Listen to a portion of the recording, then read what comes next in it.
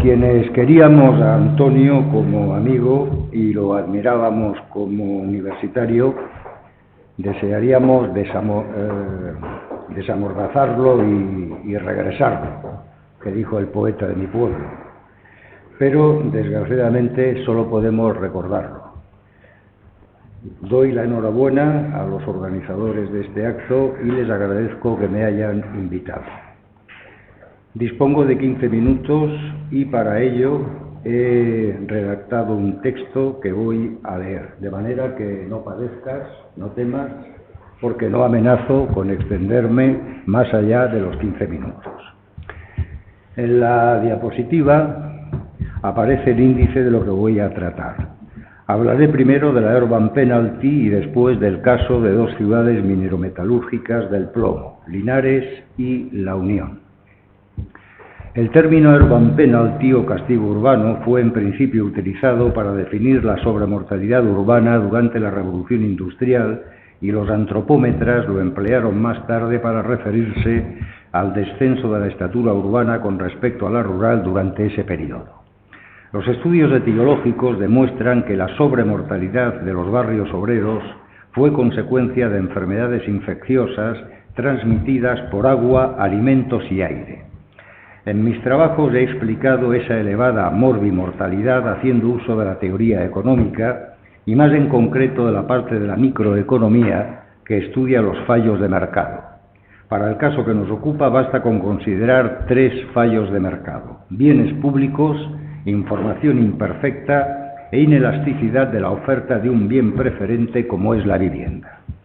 La proliferación de infecciones por agua se debió a la ausencia de alcantarillado, un bien público que ninguna empresa privada construyó porque no podía evitar que cualquiera evacuara gratuitamente las aguas fecales en cubos a los sumideros de la calle. Las infecciones transmitidas por alimentos se debieron a que los consumidores no podían reconocer los que estaban en mal estado por la manipulación, las pésimas condiciones higiénicas de almacenes y tiendas o la adulteración. Finalmente, las infecciones transmitidas por inhalación se debieron a una inmigración en avalancha a los barrios obreros que aumentó bruscamente la demanda de viviendas, haciendo que los alquileres fueran tan altos que apareció el realquiler de habitaciones y con él el hacinamiento, hecho al que se sumó la construcción de calles estrechas y edificios altos con elevada densidad y compacidad. Desde la década de 1820 el movimiento higienista propuso combatir la sobremortalidad de los barrios obreros mediante una reforma sanitaria que incluía las mismas medidas de intervención pública que hoy recomienda la teoría económica para combatir los fallos de mercado que he citado: alcantarillado, control bromatológico de alimentos, construcción de casas baratas y regulación de la urbanización. Sin embargo, hasta la segunda mitad del siglo XIX no se inició la reforma sanitaria de las ciudades por 3 razones: liberalismo radical de los gobernantes, sufragio censitario y grupos de presión opuestos a la reforma sanitaria. En 2011 apareció un libro de Flaug, Fogel y Harris en el que estos autores ofrecieron un modelo explicativo de la Urban Penalty que abarca tanto la sobremortalidad como el descenso de la estatura. El modelo sostiene lo que sigue: durante la Revolución Industrial los salarios reales crecieron modestamente y también lo hizo la nutrición o input nutricional bruto de los trabajadores. Sin embargo, no ocurrió lo mismo con su input nutricional neto o estatura por 2 razones: duras condiciones de trabajo en la infancia y adolescencia y elevada morbilidad provocada por una urbanización anárquica que aumentó los riesgos de contraer enfermedades. El libro también ofrece una explicación de la progresiva desaparición de la Urban Penalty. Los salarios reales crecieron con mayor intensidad desde la segunda mitad del siglo XIX por la mayor productividad y por el mayor poder sindical, y también lo hizo la nutrición de los trabajadores, habiendo aumentado la estatura por 3 razones que actuaron conjuntamente: esa mayor nutrición, las leyes que mejoraron las condiciones laborales y la reforma sanitaria de las ciudades. Tras esta introducción paso a hablar del caso de Linares. La demanda europea de plomo experimentó un notable crecimiento después de la década de 1860, porque a los usos tradicionales de la revolución industrial se sumó un intenso proceso de urbanización que exigió cañerías. Ese aumento de la demanda provocó la explotación a gran escala de los criaderos españoles. El aumento del laboreo en el distrito de Linares fue acompañado de la creación en los alrededores de la ciudad de 5 fábricas de fundición, así como de 25 pequeñas fundiciones en el casco urbano. El aumento de la producción de plomo mineral y metal incrementó la demanda derivada de factor trabajo, originando un proceso inmigratorio que hizo de Linares una ciudad hongo. Prueba de ello es la información demográfica del periodo 1860 fines de siglo que aparece en el gráfico. Por su parte, en este cuadro queda patente que el crecimiento demográfico se debió a la inmigración. Basta con observar las columnas de migración neta y aumento real de la población entre 1851 y 1900. El crecimiento de la población en terrenos que se urbanizaron de modo anárquico provocó que aparecieran los fallos de mercado que antes he señalado: contaminación de agua y de alimentos, hacinamiento, a los que se sumó la contaminación del aire producida por las fundiciones de plomo. Esos fallos de mercado aumentaron los riesgos de contraer enfermedades infecciosas transmitidas por agua, alimentos y aire, y la inhalación de partículas de plomo de los humos agravó la morbilidad al favorecer las infecciones respiratorias. Prueba de ello es la información sobre mortalidad que aparece en los cuadros que siguen. El primero evidencia que Linares padeció urban penalty entre 1860 y 1910, ya que su tasa de mortalidad superó a las de la España rural y urbana en 1860, 1887 y 1890, y todavía en 1910 fue mayor que la de España y la de la España rural. La esperanza de vida es un indicador más sólido que la tasa de mortalidad, ya que ésta puede verse afectada por la estructura de la población. El cuadro muestra la esperanza de vida en España, España rural, España urbana y Linares entre 1860 y 1920. En 1860, cuando Linares tenía solo 12.342 habitantes, la esperanza de vida fue baja, 25,7 años, pero ello no se debió a lo que denominamos urban penalty, sino a una de las oleadas de cólera que se extendió por todo el país. Entre 1875 y 1911, Linares sufrió sobremortalidad porque su esperanza de vida fue menor que las de España, España rural y España urbana. Obsérvese, sin embargo, que pese a ello, la esperanza de vida de Linares experimentó una clara mejoría entre 1900 y 1911, al pasar de 25,3 a 32,9 años. Más adelante volveré sobre este hecho a propósito del efecto que la reforma sanitaria de la ciudad tuvo sobre la disminución de las muertes por infecciones de agua y de alimentos en esa década. El análisis etiológico también ratifica la existencia de urban penalty. Durante la segunda mitad del siglo XIX, la morbilidad infecciosa provocó cerca del 70% de los fallecimientos, porcentaje que en 1911 había descendido al 64%. Esta proporción se redujo después, pero todavía en 1921 fue del 58%, de manera que durante el periodo analizado, Linares se encontraba todavía en los inicios de la transición epidemiológica.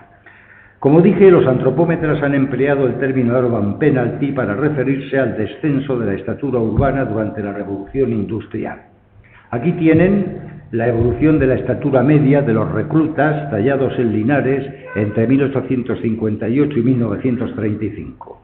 Los medidos entre 1861 y 1895, nacidos entre 1840 y 1874, pasaron de una media de 1,61 centímetros a otra de 1,57, y los medidos desde fines de siglo comenzaron a recuperar talla, llegando al 1,61 en 1911 y al 1,62 en 1929. Esta evolución concuerda con las predicciones del modelo de Flaut, Fogger y Harris, ya que los reclutas que perdieron estatura entre el año 61 y 1895 pasaron su infancia y adolescencia en un periodo de baja nutrición, trabajo infantil, malas condiciones laborales y elevada morbilidad, mientras que los que ganaron talla después vivieron su infancia y adolescencia en una época de mejor nutrición, disminución del trabajo infantil, mejores condiciones laborales y menor morbilidad.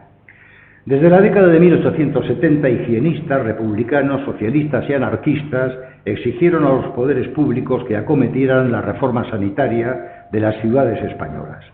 Los partidos que se turnaron en el poder durante la Restauración rechazaron durante años la propuesta con argumentos propios del liberalismo radical. Sin embargo, la presión del higienismo de los partidos de la izquierda surtió efecto y dos leyes municipales de 1893 dejaron en manos de los ayuntamientos la reforma sanitaria, permitiéndoles para ello crear impuestos y solicitar préstamos. Utilizando las liquidaciones de los presupuestos del Ayuntamiento de Linares, he seleccionado... Sí, ¿y cómo se...?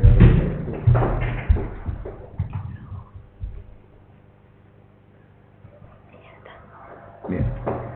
Decía que, utilizando las liquidaciones de los presupuestos del Ayuntamiento de Linares, mi equipo de investigación y yo mismo hemos seleccionado y cuantificado los gastos que se efectuaron en la reforma sanitaria de la ciudad entre 1866 y 1920. Para analizar la repercusión de la reforma sanitaria sobre la mortalidad, he correlacionado el gasto sanitario por persona con la esperanza de vida, introduciendo en el gasto un gap de 5 años porque su efecto sobre la salud no es inmediato. Luego he correlacionado la tasa de mortalidad y el gasto sanitario por persona con el mismo gap. Huelga decir que otros factores incidían en la mortalidad, de manera que al operar de este modo aplico la cláusula del ceteris paribus a esos factores. Como se observa en los diagramas, la correlación entre gasto sanitario y esperanza de vida es positiva, 0,53, y estadísticamente significativa al 1%. La correlación entre gasto sanitario y tasa de mortalidad es lógicamente negativa y también significativa al 1%. El ejercicio estadístico permite sostener que la reforma sanitaria contribuyó al descenso de la mortalidad y que es muy poco improbable que el resultado obtenido se deba al azar. Para concluir, compararé lo sucedido en Linares con lo que ocurrió en La Unión, una ciudad murciana gemela porque su principal actividad fue la extracción y fundición de plomo y su población similar, 30.000 habitantes frente a los 38.000 de Linares en esos años. Solo puedo comparar la mortalidad en ambas ciudades y no la estatura, ya que los libros de quintas de La Unión se quemaron después de un incendio en su archivo municipal. En el cuadro aparece la evolución de la tasa bruta de mortalidad y la esperanza de vida en las dos ciudades. Se observa que, aunque ambas padecieron urban penalty, Linares tenía en 1910 una tasa de mortalidad de 25,4 por 1000 frente al 36,7 de La Unión y una esperanza de vida de 32,9 años frente a otra de 27. También se observa que la disminución de la mortalidad de Linares fue notable entre 1900 y 1910, mientras que en La Unión aumentó durante esa década. La mortalidad de las dos ciudades dependía en lo fundamental de estos factores: salarios reales, nutrición, condiciones laborales, contaminación plumbífera y gasto en reforma sanitaria. Pues bien, la información que sigue indica que La Unión tenía salarios menores, peores condiciones laborales, una contaminación plumífera similar y menor gasto en reforma sanitaria. A falta de series sobre salarios reales, el cuadro muestra que los nominales de La Unión eran inferiores a los de Linares por la mayor productividad del sector minero y de las fundiciones de la ciudad andaluza y por un poder sindical que no existió en La Unión. Las condiciones laborales en las dos ciudades pueden compararse utilizando como proxis la jornada laboral y el trabajo infantil. Es evidente que las condiciones laborales de la ciudad murciana fueron peores porque la jornada laboral era mayor y por el enorme porcentaje de empleo de mano de obra infantil. He dicho antes que las dos ciudades padecieron una contaminación plumbífera similar, ya que en sus fundiciones no se instalaron cámaras de condensación pese a lo que exigía la legislación vigente. Resta por documentar el gasto en reforma sanitaria. Pueden observar la diferencia. Linares, 1,1 millones de pesetas constantes y la Unión solo 271.000. Y voy terminando. ¿Cuál fue la causa de esa enorme diferencia? Miren, Linares fue una ciudad donde el socialismo y el sindicalismo fueron importantes y en la que, tras la instauración en 1890 del sufragio universal masculino, hubo concejales republicanos. Por el contrario, en la Unión no echó raíces ni el sindicalismo ni el socialismo, y la ciudad estuvo gobernada por caciques del Partido Conservador y del Partido Liberal, apoyados por los dueños de las minas y fundiciones que además actuaron de modo corrupto. Prueba de ello son estos hechos. En el archivo histórico del Crédit Lyonnais de París descubrí un informe de los ingenieros franceses que visitaron la Unión en el año 1901. Cito: «No hay ninguna organización obrera de importancia debido a la barbarie en la que se encuentran los trabajadores analfabetos y sin educación religiosa ni moral». Y cito ahora en castellano lo que tienen en pantalla en francés. Zapata, industrial rico y con varias fundiciones, es usurero. Adelanta dinero a los mineros pobres y les obliga a dar a cambio todo el mineral a precios muy ventajosos. Después les roba, sobornando a los químicos encargados del análisis y a los agentes encargados de los pesos. También soborna a los agentes de aduanas para que admitan declaraciones falsas de plomo que exporta y de este modo paga muchos menos impuestos. Es dueño de 30 o 40 minas y de varias fundiciones. Le llaman el lobo en la sierra. Este rey de la sierra cambia a los gobernadores civiles de la provincia y tiene a su servicio a todo un personal político, alcaldes, jueces, por partida doble. Unos cuando gobiernan los conservadores y los otros cuando gobiernan los liberales. Dedico este texto a mis colegas de Historia Contemporánea que han revisado la historia de la Restauración, diciendo que era un sistema democrático similar al de los países del Occidente.